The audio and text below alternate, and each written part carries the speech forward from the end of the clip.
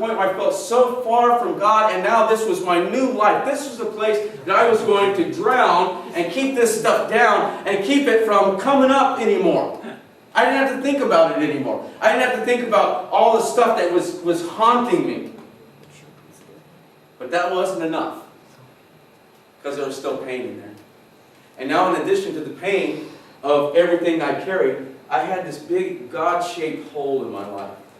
For somebody that's known God, there's somebody that's walked with God, somebody that's preached and experienced the power of God, and seen people's lives changed by the power of God. Now I got all this junk from the past, and I got this big old hole right in the middle of my chest, right in the middle of my soul, where God used to dwell. And you talk about feeling alone. So when I got to the point where I hated 2 a.m., because you know what happened at 2 a.m.? They closed the bar. And there's no more alcohol served. So somebody said, let's go somewhere else. And somebody's house. And this would go on in the wee hours of the morning. And then I was introduced to other substances, and drugs, and alcohol, and all this. I was as far from God as you ever could imagine Ron Brown being. I didn't know myself. I didn't recognize myself. I didn't like myself. Eventually that pattern, that cycle caught up to me to the point that I lost my job. I lost my family. My wife and kids moved off to New Jersey, and there I was sitting in this house, ready to die. I literally wanted to die. And 2 or 3 times, and I'm not going to get into all of it because I've taken up a lot of time there. But there was a point somebody asked me, well, what type of drugs, what type of things did you drink? And I really, if I listed it all, you'd be amazed I'm alive at all. And somebody asked me, what? Like, I was just a social user. Whatever you're having, social life. And that's, if it was near me, I took it and participated. And I woke up in a hospital a few times. I've woken up with somebody trying to kill me. I've woken up with somebody trying to revive me. Everything you could possibly imagine. You know what happened in that God-shaped hole? It got to where the only thing that gave me any relief was some type of pharmaceutical substance, drink, or something I was trying to replace. And after a couple of attempts of taking my own life, after I lost weight down to about 130 pounds, 131 now. No, I'm probably about 180 some pounds now.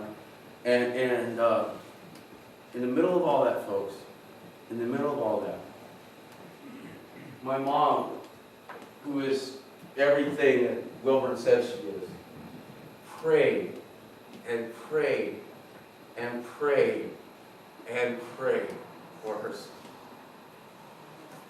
I know things now that happen I didn't know that happened back before that, is that churches would have a whole prayer service on my behalf. The pastor where my wife and kids was going told me that they had a prayer service, and the pastor walked up and down the hallways of the church and in between each pew, and he was just crying out, speaking in tongues, crying out for God to touch his friend, to reach his friend, and to bring me back to my family. My mom tells me that she would lay straight with her face in the floor and cry out to God for her son. A pastor in Oklahoma has told me his church and him had prayer services, and they cried out, and they lifted me up in prayer. My sister, my brother. And I didn't know that at the time. My mom came up to my house one time and she said, son, why don't you cry out to God? And I said, I tried to cry out to God. I tried to pray, and I said, when I pray now, I don't feel God. I couldn't feel Him. I couldn't feel His presence. I couldn't feel anything. And I even asked her, I said, Mom, why does God have to play hide and seek with me right now? I need Him. You ever felt that? We cry out to God, and like, God, I get it. We learn how to build our faith, and sometimes we feel you, sometimes we don't. Why can't I feel you right now? I need God. I need to feel God. But I came to a point in the last, my 50th birthday, and I'd had enough. And someone called me, and they had arranged for me to go to rehabilitation. And I said, I'll go, but I don't want to go to a Christian one because I don't want to hear about God. Not that I hate Him and not that I don't believe in Him, but I don't understand Him. And again, I still have all this junk in the basement. And now I have all this new junk. And now I have all this stuff that substance abuse has taken from my life. And I would lay in my house with nothing to live for. And I remember I found this sign while I was in the middle of all that mess. And for some reason it stuck out to me, and I hung it on the wall in my house, and it says this: your journey is unfolding exactly as it should be. Exactly as it should be. And for some reason it gave me hope, and another reason it made me mad. I'd say, well, let's hope that things might get better.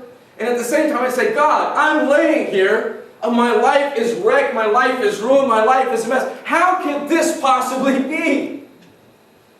So I told him I'd go into this place, but I don't want to hear about God. When I got to that place, at this rehab center, the earth began to quake. The ground began to shake. The stone was rolled away. God raised up this person again and gave him new life, a new hope, a new relationship with Him. I learned through something called the 12 steps. And I didn't know anything about the 12 steps, but I didn't do it because I didn't think it was the 10 Commandments.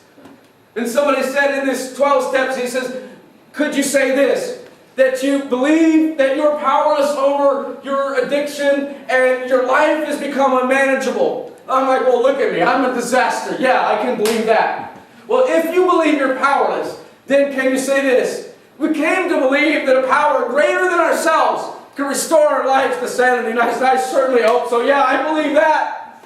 And they said, well, can you make a conscious decision to turn your life and will over to God?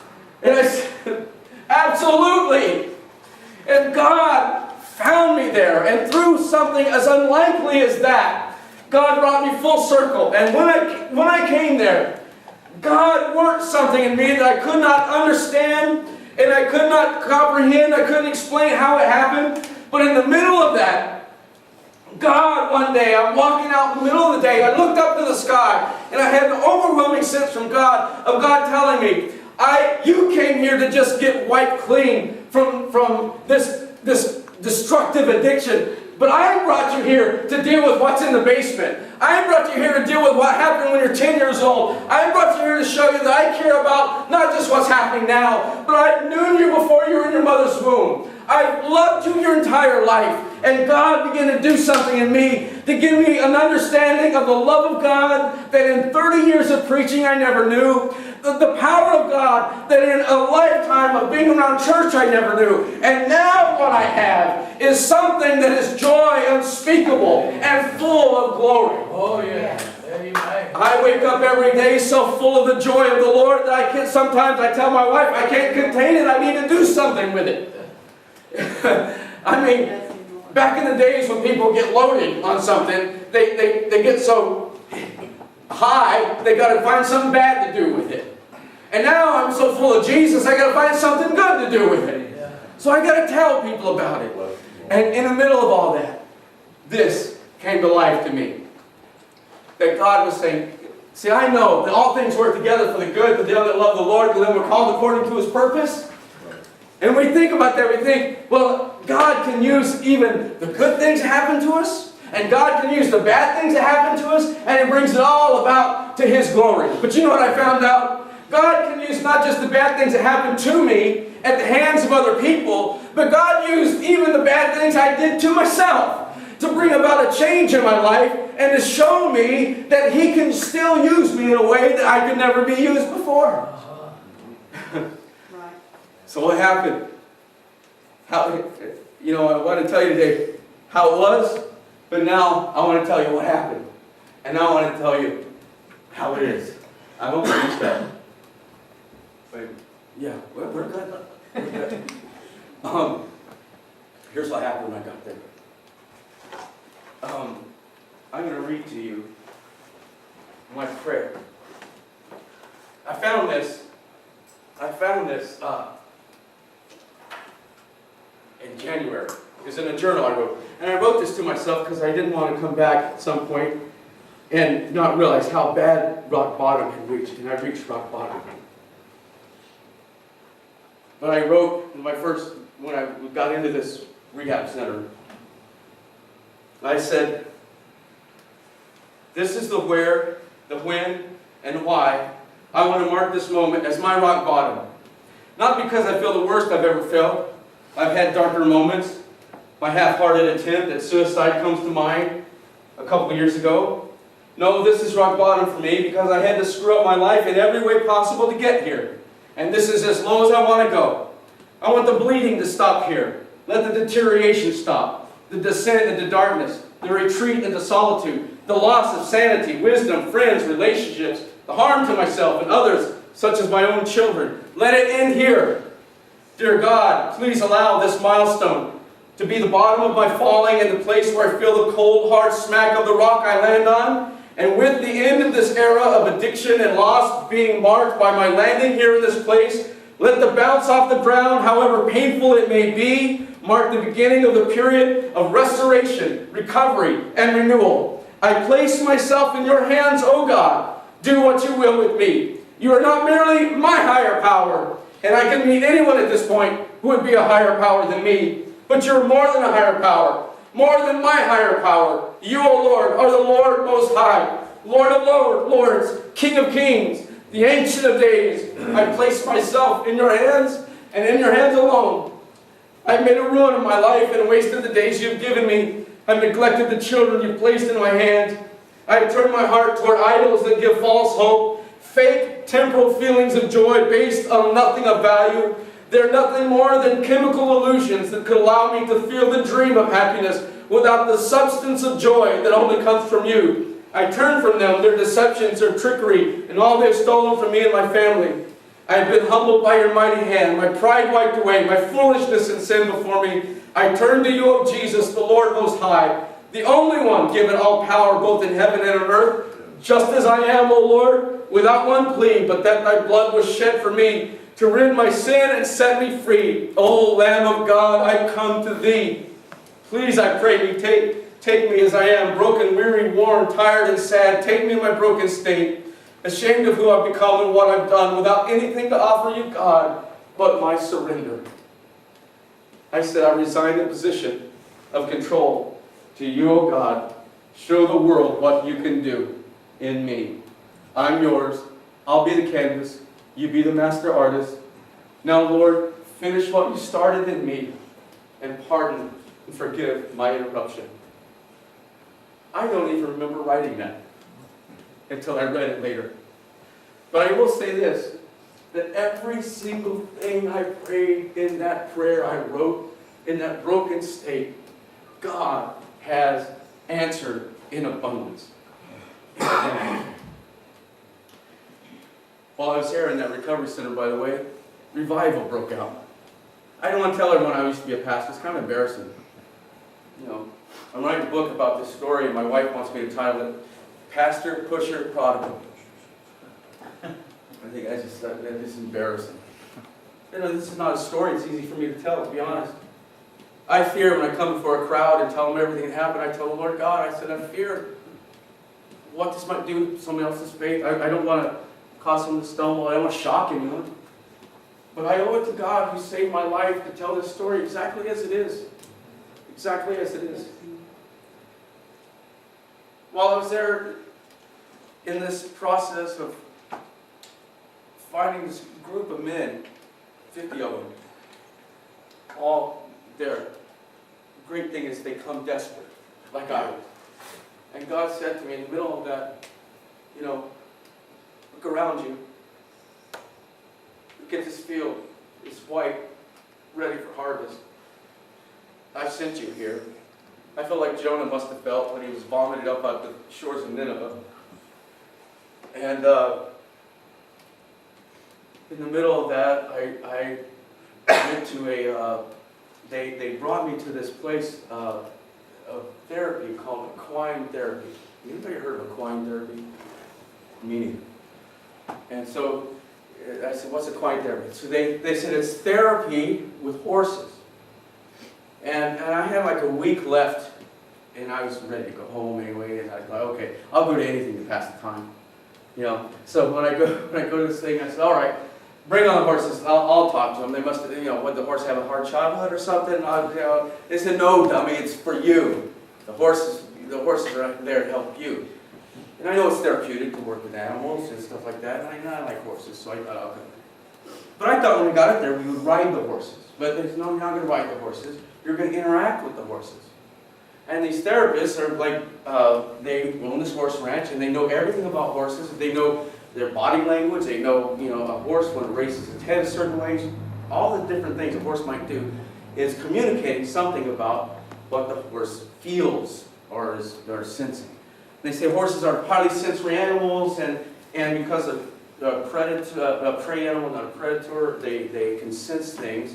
And I was like, well, I could buy that, because I know when I was riding a horse, if you're afraid of the horse, how many know the horse can pick that up, right? So the idea of a horse can be able to sense emotion, I'm like, okay, you know. And so when I get up there, I'm with this, the lady has a group, and we're all sit around, and it's out in the middle of Idlewild, California, and it's beautiful nature up there and everything. So she wants to acclimate all these kids, because a lot of them are city folk and stuff like that, and they want to like get them acclimated in nature. So she goes and pulls some sprigs of wild rosemary and puts it in a cup and crushes it up and puts it in that cup, and to get them, she says, you know, as a little object lesson, says, now squeeze this in your hand and smell it. And what does that say to you? Well, for me, and I'm 50 years old at this point, I'm at this event, and for me, when I was 10 and we would go out hunting, we went out in the area where it was sagebrush and wild rosemary, and at the end of the day, our clothes, our pants, our jeans, everything, we would smell like a turkey dinner. You know, all the poultry seasoning that you find, rosemary and sage, we would have it, that smell was strong. And so the moment that I brought that little Dixie cup and I smelled that rosemary, I was like instantly, you know how a smell can take you back to a memory quicker than anything else. Instantly I was transported back to that little event that happened when I was 10 years old. And for the first time, the basement door was open. And tears began to roll down my face for an event that I couldn't cry about when it happened. And I didn't know what to do with it. I felt weird, I felt embarrassed, I felt silly. And so I put my sunglasses on so that nobody would see. But other people picked up and something's going on with him. And so what you're supposed to do with these horses, by the way, the horses had names, and the names of the horses were Paxil, Zoloft, and like all of these psychotropic drugs was the name of the horses, you know. They didn't have a horse named Prozac because I think it took 6 weeks for that horse to get anything figured out. But so they had us pick a horse, and you're supposed to go and interact with the horse. And so I'm at the edge of the corral, and this lady says to me, she says, so tell me what you're processing, what you're dealing with, what are you dealing with today? And I told her, I said, well, I'm dealing with what we call post-traumatic stress disorder, PTSD. And I'm told that whenever you witness a shooting death, whether it's in war or it's that it has an indelible stamp on your brain, your psyche. It's a memory that is hard stamped in you that you can't just shake by brushing it off like I tried to. And what was happening though, as I had so much in my basement that I call, that I was afraid.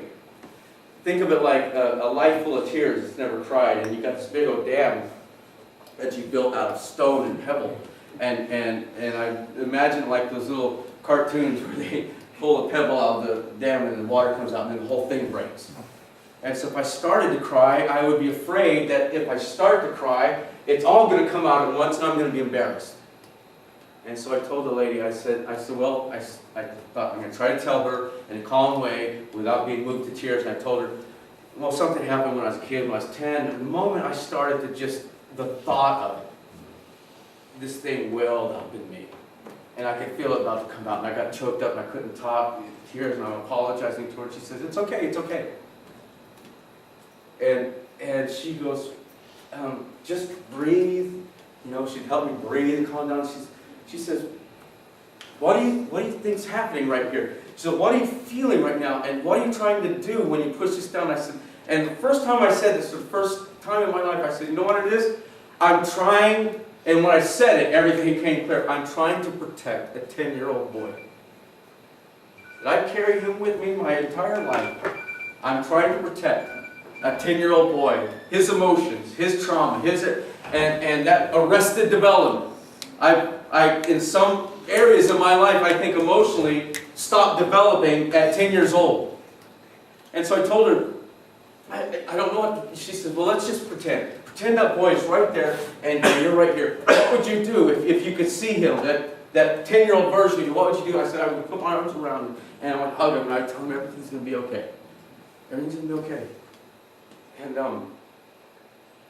so she said, I'll tell you what, just go into the, oh, I know what she said. She said, well, when you're resisting this urge to cry, she said, can you tell me, where do you feel anything in your body physically? I said, yes, I feel a tightness right here, right in the center of my chest. And it feels like the pressure of me trying to force something down that's trying to come up, and it all comes on the bear right here in the center of my chest. I feel this anxiety, this like, and she goes, right there. I go, yeah.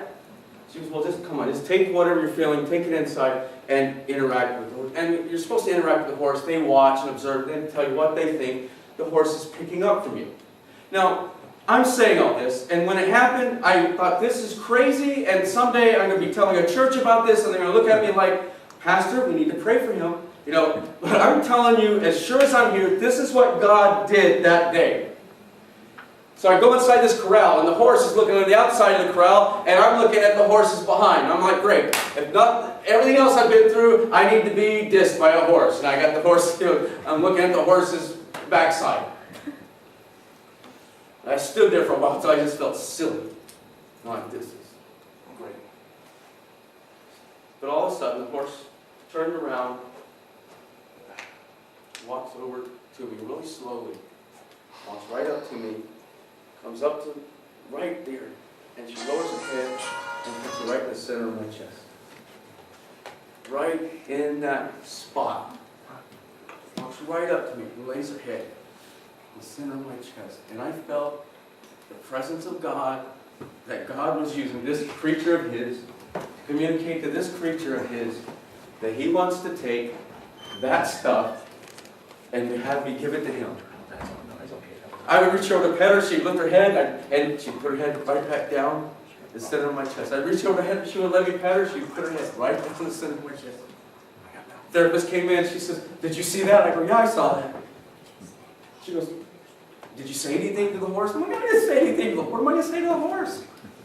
Wheel over. You know, so she says, just talk. Now, the horse don't understand what you're saying, but it can pick up your emotion. So I said, and she said, I'm going to go out, just see what happens. She goes out, and again, the horse walks right over me, puts his head down in the center of my chest. And you know what I thought of at that time? I thought of Balaam's donkey. That God used a donkey somehow to speak to somebody, and no one else, He wouldn't listen to anyone else. But God used a donkey. I mean, almost to the point where I was almost going to go in the horse and go, all right, start talking. But she came over, and all of a sudden, she lifted up her head and shook the dust off of her back. And I reached out to pet her. And in a moment, in just that moment, everything I had in here just lifted off of me. Just a moment like that of God saying, I've loved you your entire life. And I thought back to that.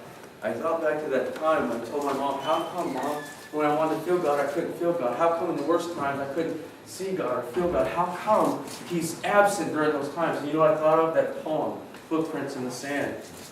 God was there the whole time. That one set of footprints was His. He was carrying me. You know. So I came out of that place for the first time in my life, not just clean, but free. Free. The person that stands before you today, I can share with you things about Jesus. And I'm not worried about what anybody thinks about me, how anyone looks at me, because I know everything in here is all His, and everything in God. God is in the heavens, and everything's under His control, and everything is all right.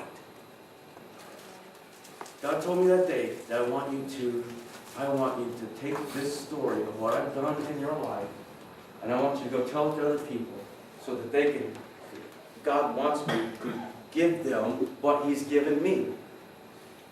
I think there's a certain point that the way I've lived my life as a Christian all my life, but sometimes I think every Christian should go through something to where God gets their attention like He did in my life, because this thing I've got with God now, compared to what I had before, because what God didn't do is I went in there and people were praying for me. They wanted me to go from that to go back to being the person I was 10 years prior while I was pastoring. Everything seemed to be together. God didn't want to take me back there where I was trying to carry all that junk from the inside and still try to serve and minister and do all that. And God didn't want to just take me to a place where everyone on the outside would think everything's good and make them happy. God wanted to make me happy.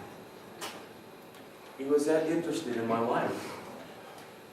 So I came to this point that now, this hangs up in my room now, and I understand it now. That everything happened for a reason. That what God has given to me now, God told me He wanted me to go back, and I speak to, now I go to rooms, I speak to alcoholics and addicts, I speak to people who are sick and suffering, I speak to people who have things in their past and things like that, and I share the story, but it's not just a story. What I want to share is what God's done for me, because you know what the Bible says in, I think it's 1 or 2 Corinthians, says, comfort one another with the same comfort which with you've been comforted with. So what I do, and the way that I ensure that never happens again, is by going back and taking what was meant to destroy me and using it to set other people free. You know, it's in 1 Samuel, it tells the story of David and Goliath. How, you know, and we preach that story all the time. You know, that Goliath come out, he was threatened, he was going to kill him, he was going to destroy him, he was going to wipe him out, wipe out the whole nation of Israel. And that was what this whole thing was. It was like speaking to me, like, I'm the giant you can never beat. I'm going to take you out. I'm going to destroy your life. And, of course, David comes to him and says, you come to me with your spear and your sword and your threats. But I come to you in the name of the Lord God of hosts. This day I'm going to have your head. And the Bible says David ran out to meet him, unafraid. And David picked up 5 smooth stones. Anybody know why he picked up 5? Was it because he didn't have faith? He thought he'd miss. In case I miss, I'll keep swinging. Anybody know why he had about 5? Well, they had brothers. He had brothers. You read in 2 Samuel, I think the 20th chapter, he had brothers. Some translation calls it descendants of Goliath. See, because God doesn't want to just destroy the giant in your life. He wants to destroy the giant and everything the giant produces. All his offspring. The fear, the depression, the doubt, the destruction in your family, the destruction in your physical destruction, everything that was being destroyed in my life. God, that they not only just want to slay the giant, but slay everything that it produces. But beyond that, when David slung that stone and it sunk in Goliath's head, and it says Goliath fell. It doesn't say Goliath died. Right. He fell, but he didn't die. A lot of people have giants in their lives that they slay, but sometimes that giant gets back up and it's causing problems in their life all over again. And after what I went through, I don't want that to happen. I never want to go back to that, because I'm enjoying this life that I have now in Jesus, and I don't want that anymore. And no desire for that anymore. God is like taking that completely. But you know what keeps that giant down? His head's gone. His head's gone. And his head's gone not because of a sword that I slung, but I went and got his sword, and I've taken the very sword that was meant to cut my head off, and I'm using it to cut his head off. When we heal folks, we pray in Mark, the 16th chapter, it says, we lay hands on them and they shall recover. All of the different senses in the body that we have, taste, touch, sight, smell, hearing. Do you know that 4 of them are in the head, only 1's in the body? And it's a sense of touch. So what God's called me to do now is I go and I get my hands dirty with people. I get into their lives. I spend time with them. And when I'm laying hands on the sick, an aspect of the sick and suffering in alcohol or drug addiction, it's not going to be an immediate recovery, but it's getting involved in their lives and touching their life and transferring them the joy of Jesus. And I have people all the time that say, I've got a higher power. Who's your higher power? And I say, my higher power is Jesus Christ. He's my Lord and Savior. And He changed, and I'll just tell them right away what it is. And somebody goes, do you get any resistance to that? I go, no. Because I let them go on about their nonsense higher powers all the time. Well, my higher powers, Bugs Bunny, my higher powers, all this other stuff. And if I let them say all that, then it's my turn to talk, and I'm going to talk, and I'm going to share who Jesus is. But not just that, when somebody says, my higher power is the door. I go, so is mine. He is the door. My higher power is the ocean. Well, mine is living water. He's in me, a well springing up into everlasting life. And I use those opportunities, and I can't tell you what God is doing in that work, in that movement. Friday night I spoke at a church that has a recovery service, and this place, and the place is about a little bit bigger than this building, packed wall to wall with people in church, with their hands raised high, and praising God, and lifting up Jesus for what He's done in their lives. Some of the most beautiful people I know are people whose lives have been redeemed, recovered, and restored. I went back to New Jersey. God broke, in all this time, He put my family back together, my life back together, my wife back, and I are back together. And in the middle of all that, He put me in a church, and my pastor is a recovered cocaine addict. Beautiful man, a powerful man. He has got a life story. His name is Joseph Adams. I actually have his book here with me if you're interested in it. It's an amazing story. In this story, he had this rough childhood. I can't go into great detail, but I've never heard a story of somebody who grew up with I grew up with a privileged background in my family. His was not that way. And God did this great work in his life, And so I'm sharing with my daughter, my 7-year-old, is asking me, Daddy, what's this book that you and Mommy are talking about, that you're reading? What is this book all about? And I said, it's about, this guy, and I couldn't tell her. There's too many adult-themed subjects, and I can't tell you all that it's about, but it's just, let's just say he had a really rough life. And she goes, well, why did he write it? She's 7. And I said, well, Ellie, he wrote it because he wants to know, no matter how bad your life can get, no matter how bad anyone's life can get, God can fix anybody. You know what she said? That's right, Daddy, because He fixed you. He fixed you.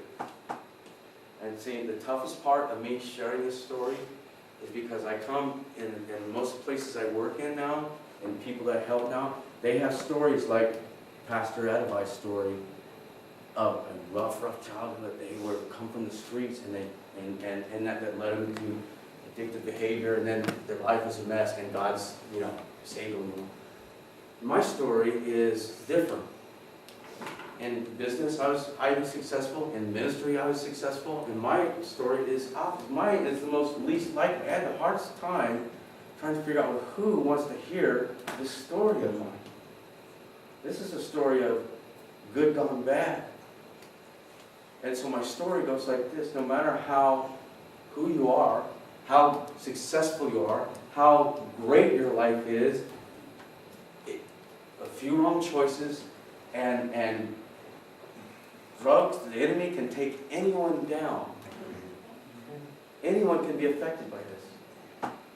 But the good news is Jesus can bring anyone back to life.